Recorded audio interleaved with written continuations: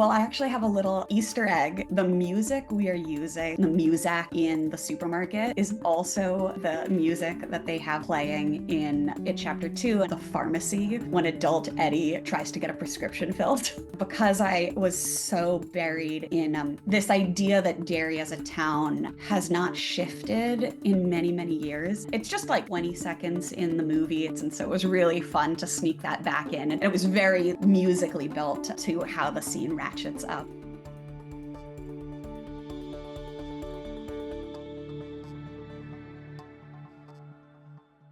Hi, I'm Jamie Hitchings of Filmmaker U. At Filmmaker U, we create courses for film professionals to deepen and diversify their skill set. You can learn more on filmmakeru.com, and don't forget to like, subscribe, and comment on our YouTube channel. Every week, we interview a film professional, and this week we are joined by Esther Sokolow, whose most recent work is It, Welcome to Derry. Thank you for joining us, Esther. I'm so excited to talk to you. Thank you for having me. This is really exciting. We'll be focusing on It, Welcome to Derry, which is an HBO original series from Warner Brothers Television. It'll debut on Sunday, October 26th on HBO, and new episodes will debut weekly leading up to the season finale on Sunday, December 14th. Now, in It, Welcome to Derry, it's a prequel series to the It film set in 1962. The series follows a family as they move to the town of Derry, Maine. And they're settling in and they become aware of some supernatural forces that have long haunted the town. You were on the editorial department for It Chapter 2. Mhm. How was it revisiting the story? Oh my gosh. It's so thrilling because when we were making it Chapter 2, we approached it like it was the conclusion to the story. And so it was the most magnificent journey working on that film with Andy. And we felt like at that moment we had told everything. We had told a completed journey. The Losers Club came back as adults and defeated Pennywise. But after we finished the film, we just kept like I know Andy was churning in his brain and wanted to return to the world, and there were so many things left unsaid. How did Pennywise arrive in Derry? And so many. So the show is a revisiting of the interludes of the book. So Mike Hanlon, who you meet as a child in It Chapter 1 and then as an adult in It Chapter 2, he's kind of the like keeper of the secrets and talks to people in Derry about, what prior encounters they've had. And Pennywise, as this entity, comes back every 27 years. So even though our films took place in the 1980s and then, early 2000s, there's all this history of what had happened in the past. And so Andy kept fixating on revisiting those things that had been touched upon in the books. So um, it became a chapter that I had thought had closed. And yet, when the opportunity came to reopen that door, it was just the most thrilling opportunity to step through. It was really, really exciting. I kind of, because I was the one returning member of the editing team, I was like the de facto knowledge source. So it was really exciting to share, what we'd uncovered in the editing process in the film. I am Chad Anderson with Manhattan Edit Workshop, and I am thrilled to introduce you to an introduction to Avid Media Composer.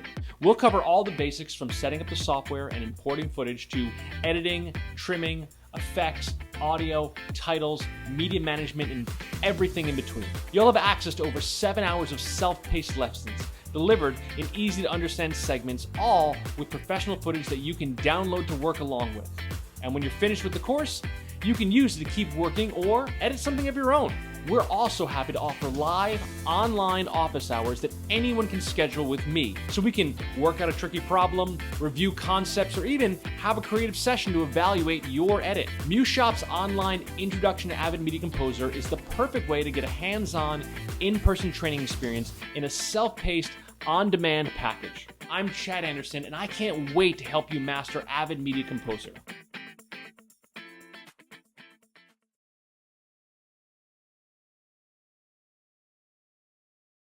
What drew you to Welcome to Derry? How did you approach the editing the project and expand on this existing world from the books and the film?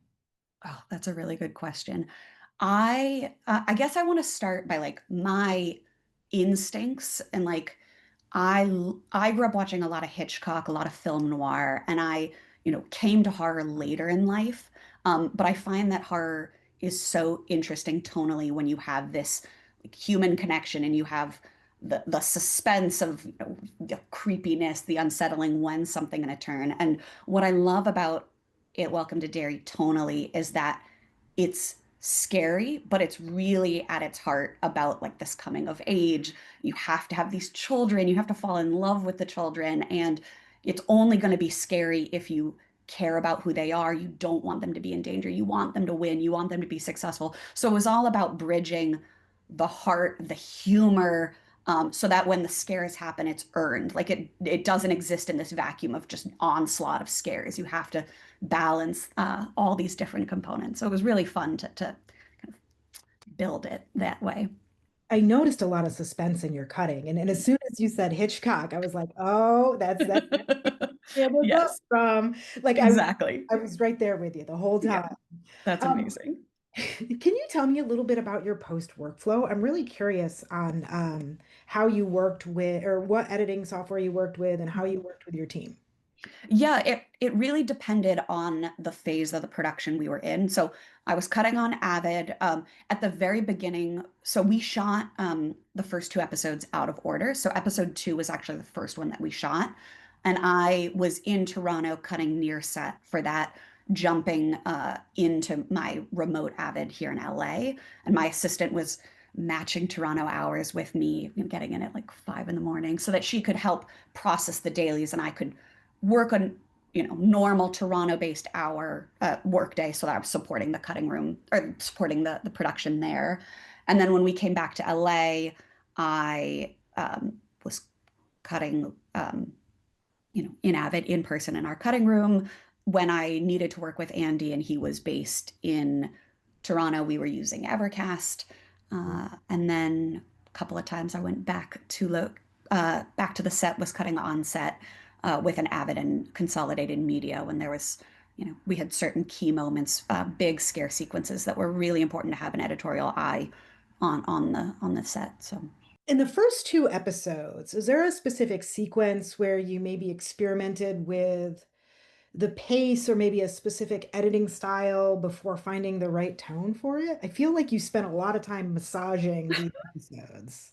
yeah, I feel like one of my favorite sequences uh, with regards to setting the tone and pacing, and where we really had to calibrate it, was we always come up with these little cheeky nicknames, but in episode two, the sequence we call Pickle Jail, which is it's the long run from Lily in the supermarket, uh, shopping, trying to set her mind at ease, knowing that she's done some irreparable harm to a close friend, and really processing the fear that she has about what people are thinking about her.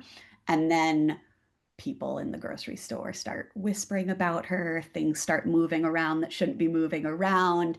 And then it culminates in, of course, her dad's severed Well, heads appearing in the pickle aisle. And, that was that's a monster of a sequence. And it was really, first of all, Clara Stack gave the most magnificent performance. And so it was like this abundance of riches to cut. But one of the things that Andy and I discovered is, the scene's really long, but because it's so psychological, the episode two is 100 or an hour and 6 minutes. So it's quite long. And so obviously we want to try and bring it down. And every time we looked at that sequence to see if there was any room to trim, it couldn't go, because in order for the audience to earn the feeling of her psychological breakdown, if you trim it, it falls apart. Like it needed to have that rising tension, that escalation. Otherwise, it wouldn't deliver. So it was really fun to test how far you could push it. funny that you mentioned that scene because I was going to ask you how you built Yeah. suspense in that scene. Yeah. And one of the things about that particular the grocery store scene was that your use of audio, but the audio wasn't necessarily blatant or very far forward in the mix. Like there was the guy talking on the intercom. Can you Yes. talk a little bit about how you used your audio to build that as well? Well, I actually have a little Easter egg in that sequence, because I was so buried in chapter two, and I have these, you know, this idea that Derry as a town has not shifted in many, many years. The music we are using as like the muzak in the supermarket is also the music that they have playing in the pharmacy when adult Eddie goes and tries to get a prescription filled. Wow, And same it's music. just one of those things where it's like that cue was so fun. It's just like 20 seconds in the movie. It's like a very barely used cue, but it's like a 10-minute cue that has all these really interesting melody notes. And so it was really fun to sneak that back in. And it was very like musically built to how the scene ratchets up. And then the voices was Andy and me and my amazing assistant editor, Janie Gaddy, on my microphone, just like whispering maniacal words. I've like thousands of recordings of Andy being like, "You're crazy," and like go just like act like keeping going up an octave and really distorted and disturbing stuff. And obviously we brought in, you know, ADR and loop group and it all got replaced. But a lot of that is Andy and me creatively finding the rhythm and speaking the words that we wanted it to be, building it from there, and then recalibrating it. Like, you know, we talked about, do we want to have Pennywise's voice at that moment? But then, you know, so much of it is you don't want to show your hand too much. You don't want to have Bill like it's all Pennywise in all these different incarnations. But if you overindulge the audience too early, um, by the time he was revealed, it's an excess. So we had talked about whether that sequence warranted his actual voice and then went away from that. He's It's a there tease. in the You strings. know he's there. Not going to show his hand yet. So let me ask you something else about that Mhm. particular episode. Yeah. Um, I'm a big fan of Ronnie. Ronnie is like my girl in this Yes. far. And can you please discuss the use of practical versus CGI in the bedroom scene? Because Yes. I went back to that scene and I rewatched it a few times and it kind of harkens back to some of the to me it harkened back to some of the early, like not early 1980s horror film practical effects and things of that nature. But I know that there was some CGI in there as well. It's almost all practical. And Amanda is such a trooper because she was covered head to toe in the goo. It was really, really remarkable. You know, that moment when she's screaming and like clawing and being dragged backwards, that performance was the most chilling thing to watch on dailies. And it's not sped up. Like that is actually her going 120%, like fully going for it. Um, and it's such a testament to how Andy works with his actors and also protects children, just to like let them find the like freedom and enthusiasm to go full throttle for those kinds of performances.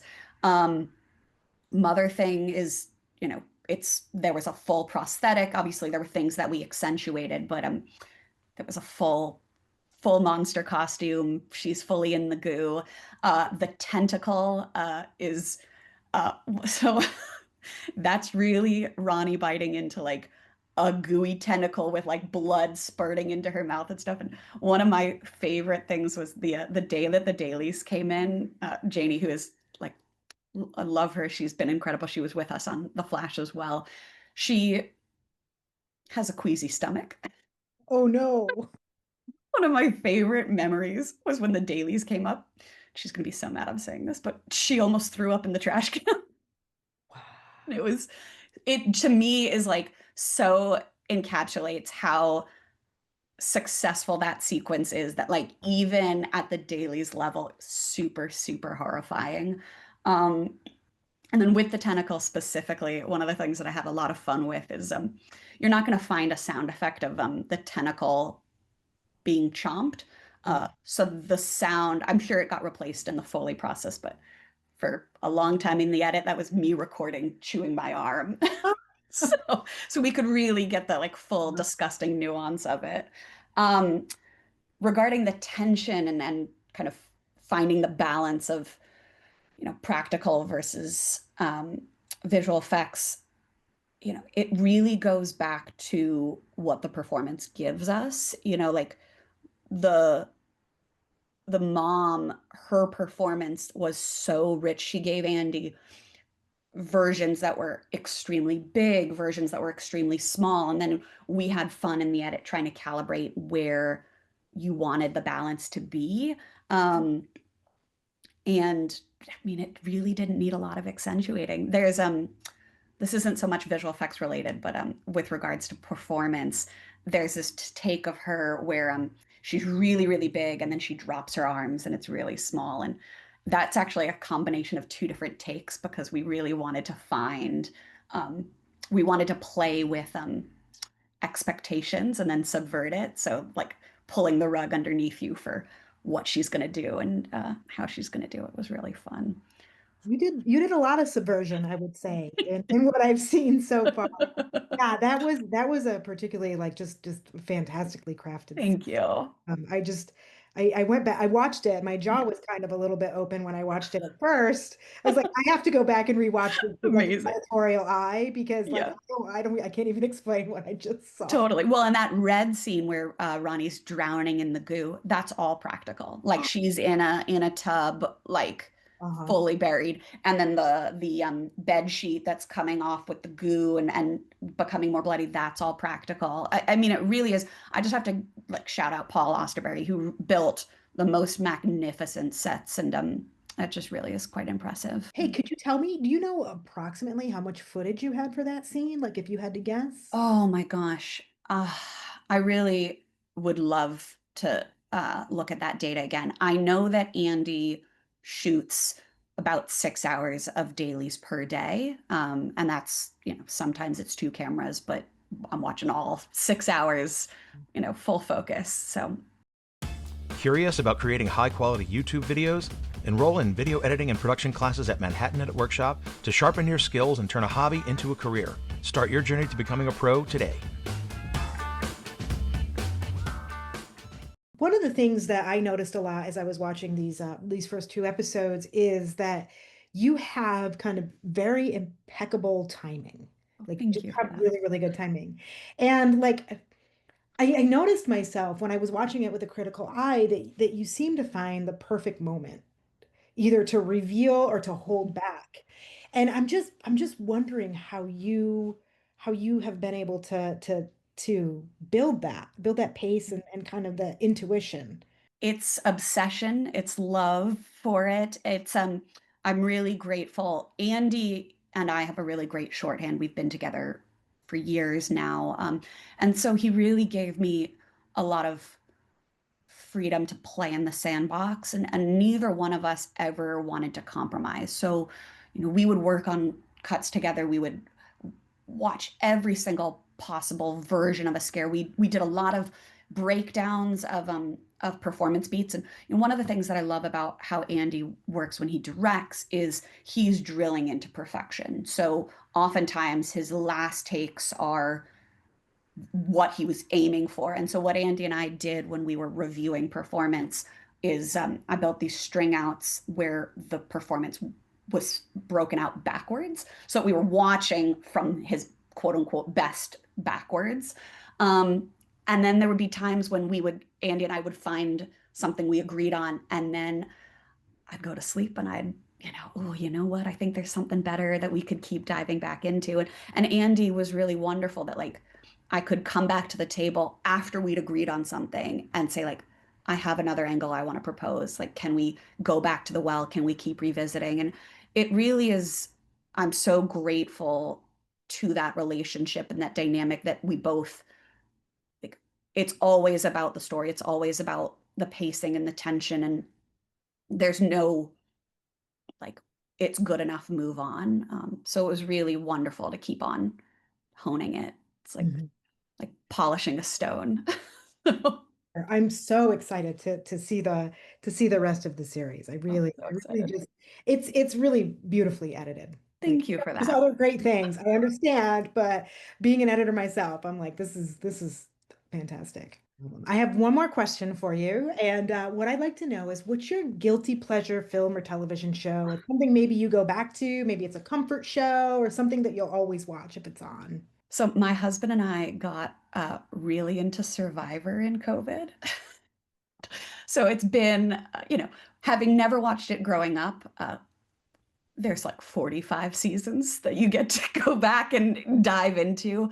Um, and it's been, as somebody who, like, spend my career putting puzzle pieces together. My husband is also an editor, but in the trailer space. So we both love the psychology of figuring things out. And so it's Survivor has kind of been our guilty pleasure of seeing the cunning strategy and masterminding. And it actually became this uh, almost everyone in the post team on Derry became obsessed with Survivor. And so we have these Survivor pools, and we made these, our post producer, Sarah Rath, made these Derry post Survivor buffs. And it's become almost nutty and yet something that was very near and dear to my husband and my heart, and then has become part of the show subculture as well. So, yeah. And it's not nutty. It's team building. No. Totally. Yeah, and there's a new season on right now, so we're having a great time. That's it for this week. You can check us out at filmmakeru.com or follow us on Instagram at filmmaker_you. I'm Jamie Hitchings. Thank you for watching.